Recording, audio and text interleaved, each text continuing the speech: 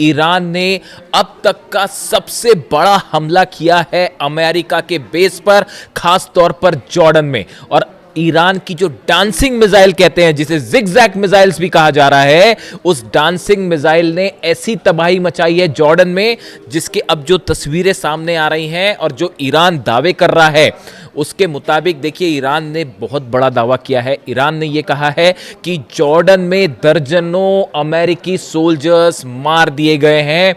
ये बहुत बड़ा दावा है कि कई अमेरिकी सोल्जर्स जो हैं, सैनिक जो हैं, वो मार दिए गए हैं। इसके अलावा अमेरिका के C-17 ट्रांसपोर्ट प्लेन्स गिर चुके हैं, P-8 एयरक्राफ्ट जो है वो जल चुका है, और सबसे बड़ी बात, ब्लैक हॉक हेलीकॉप्टर्स की एक पूरी यूनिट जो है वो इस बेस पर तबाह हो गई है। देखिए, ये बहुत बड़ी क्लेम है जो ईरान कर रहा है, जो दावे है ईरान कर रहा है। ईरान की तरफ से पहले भी जो दावे हुए, देखिए वो धीरे धीरे सच साबित हो रहे हैं। हमने आपको बताया था कि जॉर्डन में जो हमले हुए हैं उसमें कई प्लेन तबाह हुए हैं। अब वो बात धीरे धीरे सामने आ रही है। 4 अमेरिकी सोल्जर्स की मौत की खबर जो है वो सामने आ चुकी है। लेकिन इसके बाद अब ईरान की तरफ से जो दावा है, ईरान का कहना है कई दर्जन अमेरिकी सैनिक जो है वो मारे जा चुके हैं। लेकिन अब देखिए, इसमें बड़ा सवाल ये है कि आखिर ये हमले जॉर्डन पर कैसे हुए और कैसे ईरान के मिसाइल्स ने जॉर्डन के बेसिस पर जो है वो इतना सटीक निशाना साधा कि वहां हाहाकार की स्थिति है। देखिए, मुवफ़्फ़क़ अल सॉल्टी बेस जो है पूरी तरह से तबाह है, बताया जा रहा है। यहां पर जबरदस्त हमले हुए। Prince Hassan airbase, king Faisal airbase, ये जॉर्डन के वो बेसेस हैं जहां बड़ी संख्या में अमेरिकन जो थे सोल्जर्स मौजूद थे। अब देखिए हुआ क्या, ये कैसे जॉर्डन में इतना बड़ा नुकसान जो हुआ है अमेरिका को, जिसके दावे हो रहे हैं, ये कैसे हुआ, और ईरान की डांसिंग मिसाइल का क्या रोल है इसमें।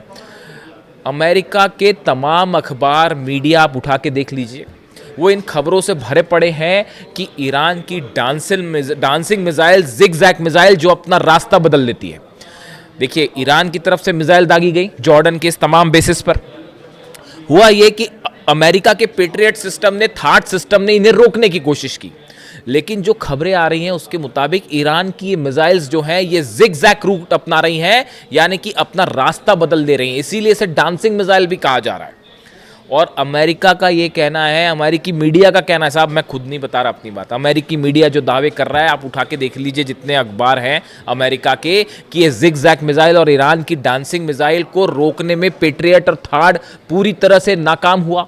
और इन मिसाइल्स की स्पीड इतनी ज़्यादा थी कि इसे रोकना असंभव था। नतीजा ये हुआ कि बहुत बड़ा नुकसान हुआ है, और अब अमेरिका ने इसे स्वीकार करना भी शुरू कर दिया है। और कितनी कैजुअलिटी हुई है ये अभी आने वाले वक्त में पता चलेगा।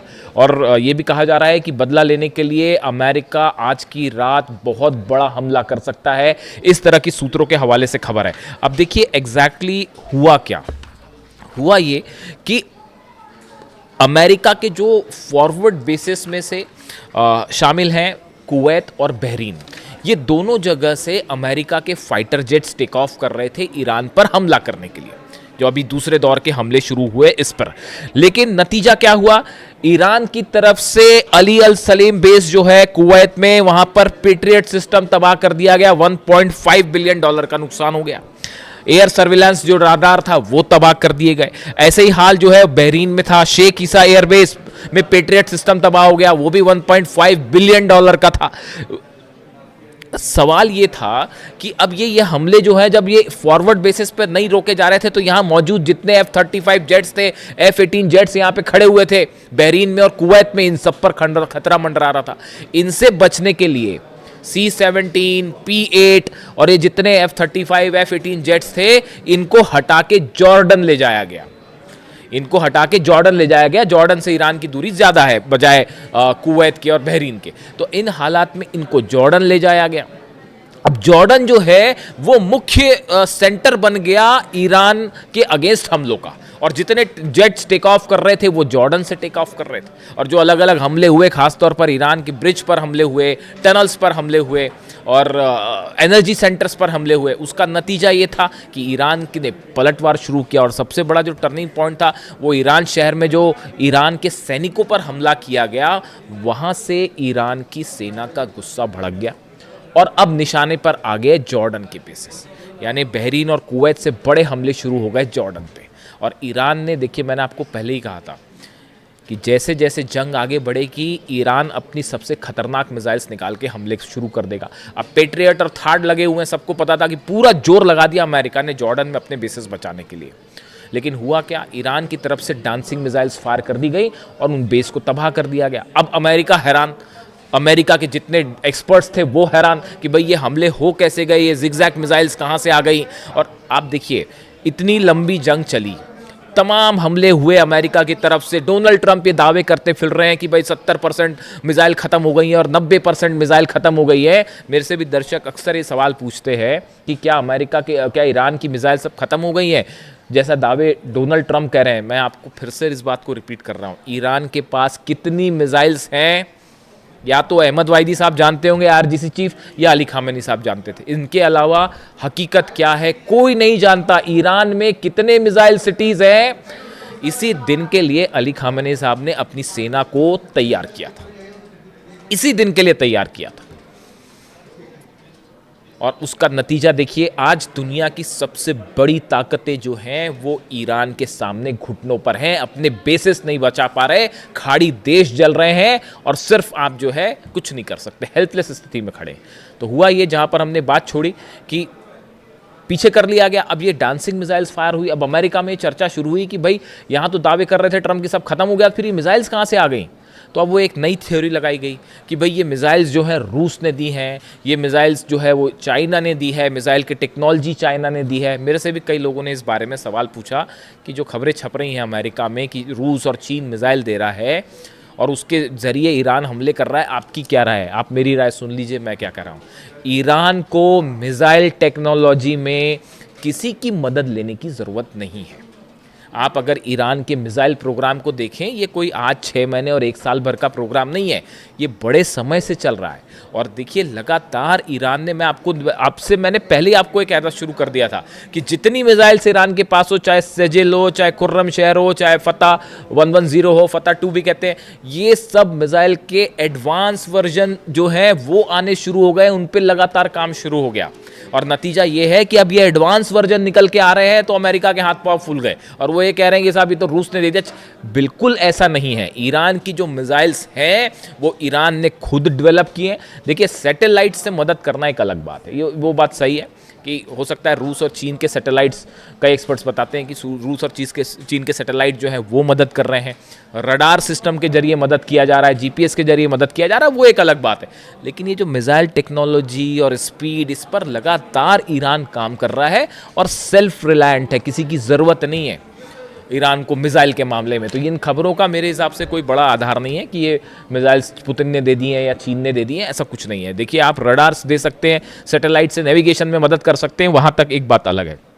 अब नतीजा ये हुआ कि जब ये मिसाइल्स फायर की गई तो पूरा का पूरा अमेरिकी सेना इस बात को लेकर हैरान थी कि इतनी जल्दी इतनी स्पीड से, अगर आप मैक 4 से मैक 11 के बीच में, यानी आवाज़ से 5 से 11 गुना के बीच की रफ्तार से मिसाइल्स बरस रही हैं, उसको कैसे कोई पेट्रियट सिस्टम रोक पाएगा। और नतीजा ये हुआ कि कई जगह जो है वो पेट्रियट सिस्टम जहाँ लगे थे उनके ठीक ऊपर मिसाइल्स गिरी हैं, थार्ड सिस्टम जहाँ लगे थे उसके ठीक ऊपर मिसाइल्स गिरी हैं। और इसीलिए जंग का जो मुख्य केंद्र है वो अचानक से जॉर्डन हो गया। मतलब ऐसा लग रहा है कि ईरान और जॉर्डन की लड़ाई चल रही है। और वो तस्वीरें जो आ रही हैं, देखिए तस्वीरें वायरल हो जाती हैं। जॉर्डन में जो लोग हैं, मैं एक वीडियो देख रहा था उसमें बड़े हैरान करने वाली बात थी कि जॉर्डन के कुछ लोग खड़े हुए हैं, उसमें एक शख्स वीडियो बना रहा है, ईरान की तरफ से मिसाइल्स फायर की जा रही हैं, जॉर्डन पर मिसाइल गिर रही हैं और वो इस बात की खुशी जता रहा था कि ईरान की मिसाइल्स जो अमेरिका की बेस पर गिर रही हैं। ये जॉर्डन का शख्स जो है, जॉर्डन के लोग उसमें खुशी मना रहे थे, ईरान के साथ खड़े दिखाई दे रहे थे। देखिए ये सब अधिकांश खाड़ी देशों का ये हाल है। आज भी हकीकत ये है कि अगर आप एक जनमत संग्रह करा लें, प्लेबिसाइड करवा लें कि खाड़ी देशों में जो अरब देश हैं उनकी जनता क्या चाहती है, मेजॉरिटी जनता जो है वो ईरान के साथ खड़ी है साहब। उन सबको इन बात की तकलीफ है कि अली खामेनी साहब को असैसिनेट किया गया।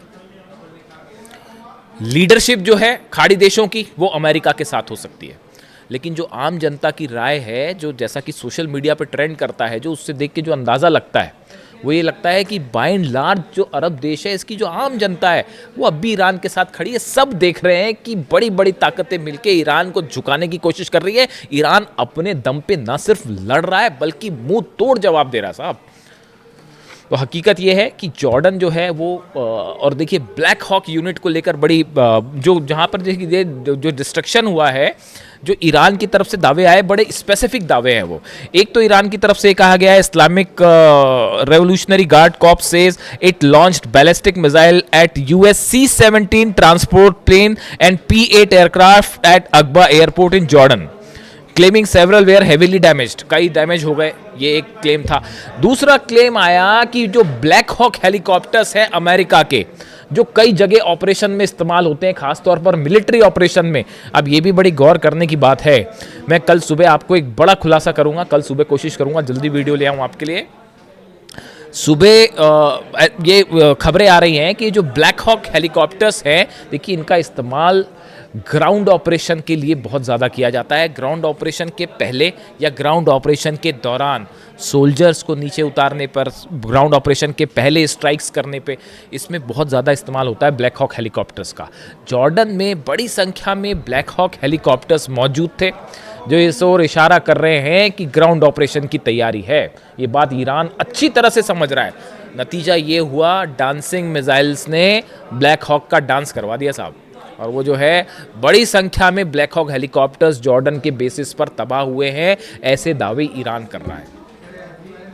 और ये जो स्ट्राइक्स हुई हैं, इस स्ट्राइक्स के बाद अब ये माना जा रहा है, देखिए बड़ा नुकसान है, सोल्जर्स मरे हैं, बेसिस तबाह हुए हैं।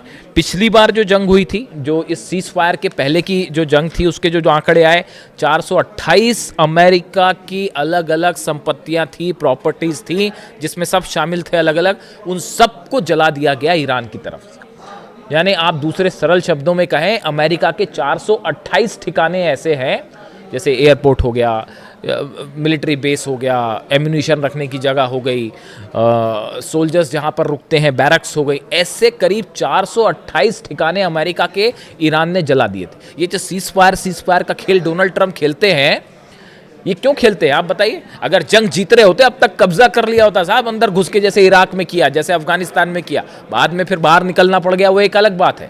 लेकिन अगर जीत रहे होते तो कहीं ये कतई बात नहीं करते डोनाल्ड ट्रंप, अमेरिका कतई बात नहीं करता। ये जो बार बार हो रहा है कि हाँ अब ईरान तैयार हो गया, अब बातचीत हो रही है, हकीकत ये है कि जब बुरी तरह से पिटते हैं तब इस तरह की बात करते हैं कि साहब सीज फायर कर लो। बड़े सारे एक्सपर्ट्स की ये राय है कि अमेरिका तब सीज फायर की बात करता है या टॉक्स की बात तब करता है जब ऐसा लगता है कि हारने लगा, और एक बार फिर वही स्थिति बनने लग गई है। जितना नुकसान हुआ है, देखिए ये बात साफ है, आप एयर स्ट्राइक्स करके ईरान को नहीं दबा सकते, नहीं हरा सकते, हराने का कोई सवाल ही नहीं है। अब हॉर्मूज में 2 जहाज देखा आपने किस तरह से ठोक दिए फिर से, तो हॉर्मूज पूरी तरह से ईरान के कंट्रोल में है। और अब खाड़ी देशों में बड़े missiles, dancing missiles, zigzag missiles, जिनका इस्तेमाल हो रहा है, इसकी कोई काट किसी के पास नहीं है। और अमेरिका के plane, black hawk helicopters, C-17 transport plane, सब के सब आग के हवाले हैं। आज की रात भयानक हमले होने वाले, इसमें कोई शक नहीं है। ईरान भी तैयार है और देखते हैं अमेरिका की तरफ से क्या स्ट्राइक होती है। जो भी अपडेट होगा पहुंचाऊंगा आप तक। Thank you so much.